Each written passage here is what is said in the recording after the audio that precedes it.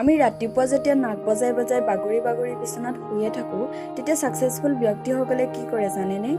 তেওঁলোকে ৰাতিপুৱা সোনকালে শুই উঠি মাইণ্ডটো, হেল্থটো, হাৰ্টটো আৰু ছ'লটো ইমপ্ৰুভ কৰে। এনেধৰণৰ মৰ্ণিং ৰুটিন ফ'ল' কৰি গঢ়ি তোলা ফেমাছ পাৰ্চনেলিটিৰ ভিতৰত অক্ষয় কুমাৰ, টুইটাৰৰ CEO জেক ডৰ্চি, USAৰ এক্স প্ৰেছিডেণ্ট বাৰাক ওবামা আদি। আজিৰ এই ভিডিঅ'ত ছাকচেছফুল ব্যক্তিসকলে ৰাতিপুৱা 5 বজাত শুই উঠি কেনেধৰণৰ ৰুটিন ফ'ল' কৰে সেই বিষয়ে আলোচনা কৰিম। যিবোৰ কথা ৰবিন শৰ্মাৰ বুক দ্য 5 AM ক্লাব নামৰ গ্ৰন্থখনত উল্লেখ আছে। আপুনিও 5 AM ক্লাবৰ মেম্বাৰ হ'ব বিচাৰেনে? যদি বিচাৰে আহক ভিডিঅ'টো আৰম্ভ কৰোঁ।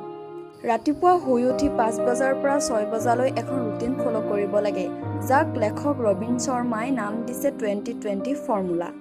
20-20 মানে হ'ল আমি 1 ঘণ্টা সময়ক 3টা ভাগত ভাগ কৰি 20-20 মিনিট কৰি প্ৰত্যেক 20 মিনিটত এটা ৰুটিন ফ'ল' কৰিব লাগে। প্ৰথম 20 মিনিটত অৰ্থাৎ 5 বজাৰ পৰা 5:20লৈ আমি ৰানিং কৰিব লাগে। এনেদৰে ৰানিং কৰিব লাগে যাতে ঘাম ওলাই যায়।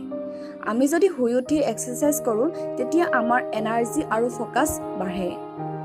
ছায়েন্সৰ অনুসৰি এইটো এনেকৈ হয় যে যেতিয়া আমি এক্সাৰচাইজ কৰোঁ তেতিয়া আমাৰ মগজুৰ পৰা BDNF নামৰ এটা কেমিকেল ৰিলিজ হয়, অৰ্থাৎ ব্ৰেইন ডিৰাইভড নিউট্ৰফিক ফেক্টৰ।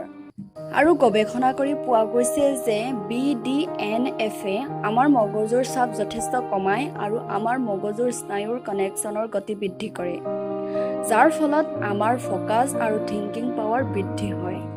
ছেকেণ্ড 20 মিনিটত অৰ্থাৎ 5:20ৰ পৰা 5:40লৈ ৰিফ্লেক্ট কৰিব লাগে, অৰ্থাৎ আমি এটা শান্ত পৰিৱেশত নিজৰ বিষয়ে চিন্তা কৰিব লাগে আৰু আমি সদায় কি কৰি আছোঁ ভাবিব লাগে।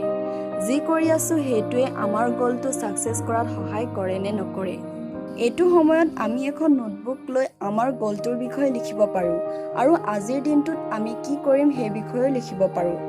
আৰু মেডিটেশ্যন কৰিব পাৰি। এনেকুৱা কৰিলে আমি আমাৰ জীৱনটোৰ সম্পৰ্কে বেছি সুস্পষ্ট ধাৰণা লাভ কৰিব পাৰিম আৰু আমি কি কৰিব লাগে কি কৰিব নালাগে সেইটো আমাৰ স্পষ্ট হ'ব।